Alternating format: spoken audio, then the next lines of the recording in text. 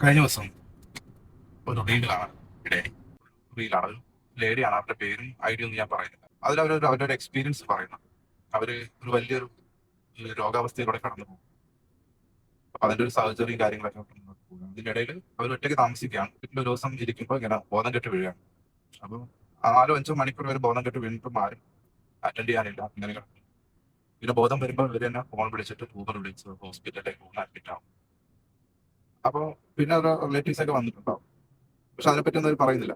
ഈ 1.5 ആഴ്ച പിന്നെ ഒരു ട്രീറ്റ്മെന്റ് ആണ്, ഹോസ്പിറ്റലിന്റെ പ്രൊസീജിയർ കാര്യങ്ങളൊക്കെ. ഈ 1.5 ആഴ്ച ഇവരുടെ ഫോൺ സത്യത്തിൽ ഇവരുടെ കയ്യിലുണ്ടായിരുന്നില്ല. അങ്ങനെ 1.5 ആഴ്ച കഴിഞ്ഞിട്ട് അവിടുന്ന് ഡിസ്ചാർജ് ആവുന്ന സമയത്താണ് ഇവരുടെ ഫോൺ തിരിച്ചു. അപ്പൊ ഇവരുടെ ഫോൺ ഭയങ്കര എക്സൈറ്റ്മെന്റോട് നോക്കുകയാണ്. എന്നെ ഈ 1.5 ആഴ്ച കൊണ്ട് എത്ര പേര് വിളിച്ചു, എത്ര പേര് മെസ്സേജ് അയച്ചു, എന്നെ കാണാതാവുമ്പോൾ എത്ര പേര് പേഴ്സണലി DM ചെയ്തു, വാട്സപ്പിൽ അന്വേഷിച്ചു എന്ന് നോക്കിയിട്ട് ഇവർക്ക് ഭയങ്കര എക്സൈറ്റ്മെന്റോട് കൂടി അത് നോക്കുമ്പോൾ ഭയങ്കര നിരാശ ഉണ്ടായിരുന്നു. പറയുന്ന വെച്ചാൽ ഒരു മനുഷ്യൻ പോലും എന്നെ അന്വേഷിച്ചു പറഞ്ഞു, ഒരു കോള് പോലും, മാർക്കറ്റിംഗ് കോൾ ഒഴികെ നടത്തി ബാക്കി ഒരൊറ്റ കോള് പോലും എന്നെ സുഖവിവരം അന്വേഷിച്ചില്ല, ഞാൻ എവിടെയാണെന്ന് എന്റെ അസാന്നിധ്യം ആർക്കും ഫീൽ ചെയ്തില്ല എന്നതാണ് അവർ പറഞ്ഞത്. അത് കഴിഞ്ഞിട്ട് അവരൊരു സ്റ്റേറ്റ്മെന്റ് പറയുന്നത് വെച്ച് കഴിഞ്ഞാൽ 10-30 വർഷത്തിനിടയിൽ ഞാൻ എന്റെ ആബ്സെൻസ് ഫീൽ ചെയ്യാൻ മാത്രമുള്ള ആളുകളെ ഞാൻ ഉണ്ടാക്കി വെച്ചിട്ടില്ലല്ലോ. സത്യത്തിൽ ആ ഒരു സ്റ്റേറ്റ്മെന്റ് ആണ് ഞാനിങ്ങനെ ഒരു വീഡിയോ ചെയ്യാൻ വിചാരിച്ചത്. അതായത് നമുക്ക് എന്തെങ്കിലും പറ്റി, എല്ലാവർക്കും ഓരോരുടെ കാര്യമാണ്, നമുക്ക് എന്തെങ്കിലും പറ്റിയാൽ ചോദിച്ചു വരാനോ അന്വേഷിച്ചു വരാനോ ആരുമില്ല എന്ന് പറയുന്നതിന്റെ അർത്ഥം നമ്മൾ പുറമേയുള്ള ആളുകളെയാണ് നമ്മൾ ബ്ലെയിം ചെയ്യുന്നത്. സത്യത്തിൽ അത് പുറമേയുള്ള ആളുകളെ ബ്ലെയിം ചെയ്യുന്നതിന് മുമ്പ് നമ്മളെ തന്നെ ബ്ലെയിം ചെയ്യേണ്ട ഒരു കാര്യമായിട്ടാണ് എനിക്ക് തോന്നുന്നത്.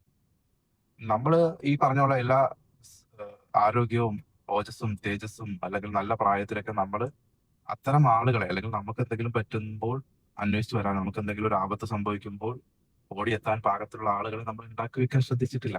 അതിന് സൊസൈറ്റിയിലുള്ള മറ്റാൾക്കാരെ കുറ്റം പറഞ്ഞിട്ട് എന്തെങ്കിലും കാര്യമുണ്ടോ? ഇല്ലെന്നാണ് എന്റെ അഭിപ്രായം. എക്സ്പെക്ടേഷൻസ് ഉണ്ടല്ലോ, ഈ പ്രതീക്ഷകൾ, അത് അതാണ് ഏറ്റവും വലിയ വില്ലൻ എന്നാണ് ഞാൻ മനസ്സിലാക്കുന്നത്. അത് തകരുമ്പോഴാണ് ആളുകൾ തകർന്നു പോകുന്നത്. നമ്മൾ ആരെയും കൂടി ആരിലും ആരിലും എന്ന് പറഞ്ഞാൽ അടിവരയിട്ട് നിങ്ങൾ എത്ര വേണമെങ്കിലും എക്സ്റ്റെൻഡ് ചെയ്തു, ആരിലും എക്സ്പെക്ടേഷൻ വെച്ച് പുലർത്താൻ, പ്രതീക്ഷകൾ വെച്ച് പുലർത്താൻ. ഈ പർട്ടിക്കുലർ കേസിൽ സത്യത്തിൽ അവരുടെ ഒരു അവസ്ഥ കേൾക്കുമ്പോൾ നമുക്ക് ഭയങ്കര സങ്കടമൊക്കെ വരുന്നുണ്ട്. പക്ഷെ അവർ തന്നെ അതിലൊരു കൺക്ലൂഷനിൽ എത്തുന്നത് അങ്ങനെയാണ്. ആ ഒരു കൺക്ലൂഷനാണ് സത്യത്തിൽ വളരെ പ്രധാനമെന്ന് എനിക്ക് തോന്നുന്നു. നമ്മളെ അന്വേഷിച്ചോ, നമ്മളെ ചോദിച്ചോ, നമ്മുടെ അസാന്നിധ്യം ആർക്കും ഫീൽ ചെയ്യുന്നില്ലെങ്കിൽ അതിന്റെ പ്രൈം കുറ്റക്കാരൻ നമ്മൾ തന്നെയാണ്. എന്താ നിങ്ങളെ കേൾക്കട്ടെ.